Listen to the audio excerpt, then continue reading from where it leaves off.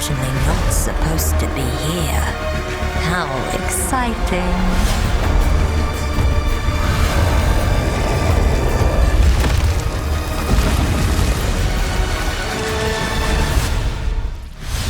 Hi, I'm Jonathan Rogers, Game Director on Path of Exile 2, and I'm here today to talk about the Witch.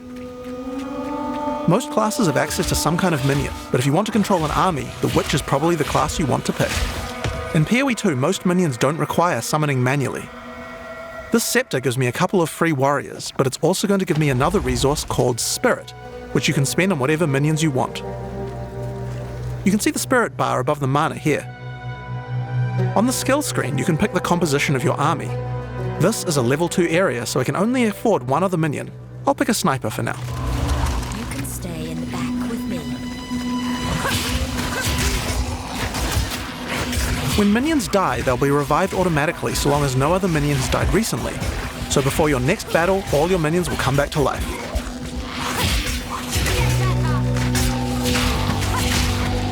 You can also order your minions around with a dedicated button.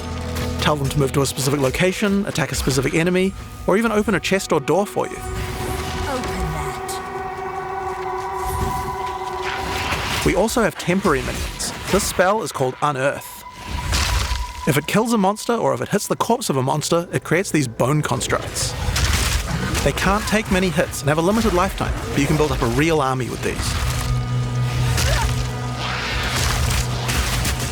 While my minions are attacking, I'm going to use some debuffs on the monsters too. The first one I'm going to use here is Contagion. If a monster dies with Contagion, it spreads to nearby enemies. Each time it spreads, the damage increases, so it's a good idea to try and keep the infection going. If any corpses are infected when you summon a minion from them, the minion will be infected as well.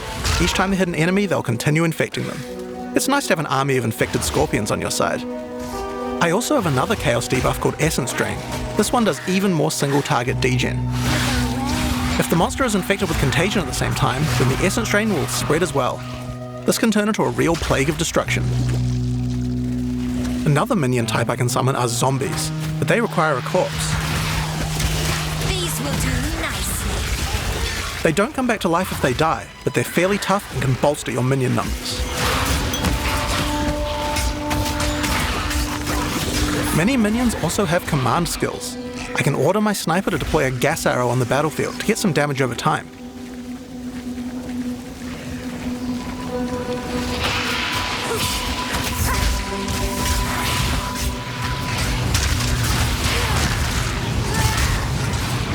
Now I'm going to summon a skeletal arsonist. They can throw little fire grenades, but they also have a command skill that can detonate your own minions that are low on life.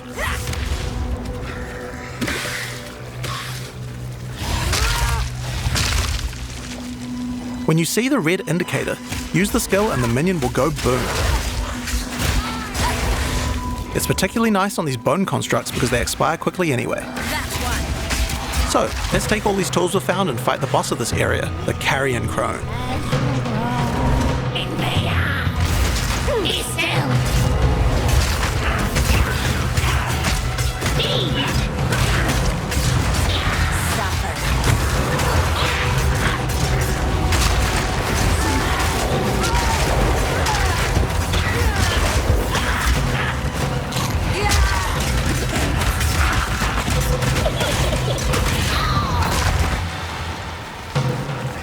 So, that's how many minions you can get at level 2. But let's see what minion gameplay looks like at a higher level. This is a level 30 area. I want to try a different group of minions. I still have my trusty warriors, but there's a lot of different types to choose from, like brutes for stunning or ice mages for freezing, and most of them come with their own special abilities or command skills. For now, I'd like a couple of storm mages to shock enemies, a cleric to heal and revive my minions, and a bunch of reavers as well. Reavers do high damage, and you can also enrage them before battle. This slowly kills them, but my cleric should be able to keep them alive. While my minions are attacking, I can use channeled skills like Bone Storm, which creates a devastating volley of sharp spikes.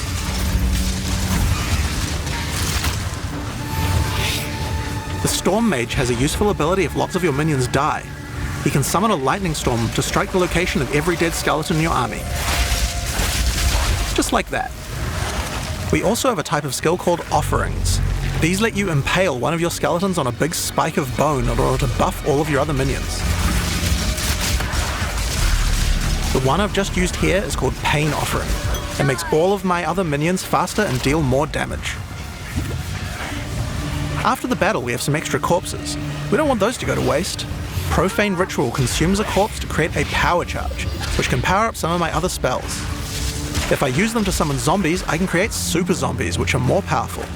You also don't need a corpse to summon them.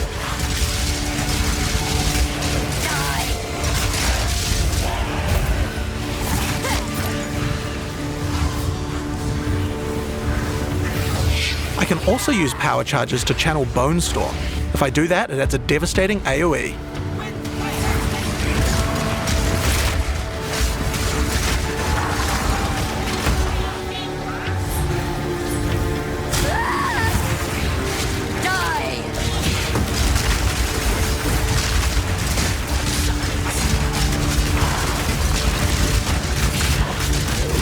PoE 2, even non-boss monsters can be pretty devastating, like this Faradin Impaler.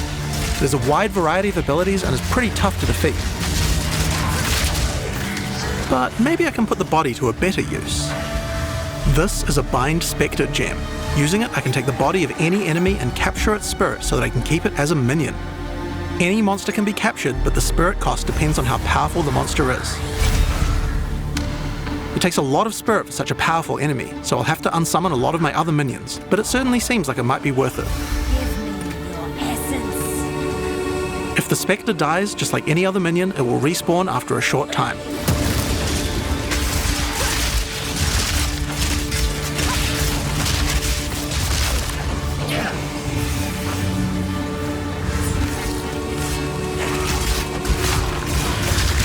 So, I think it's time to fight the boss of this area, Tor Gull the Defiler.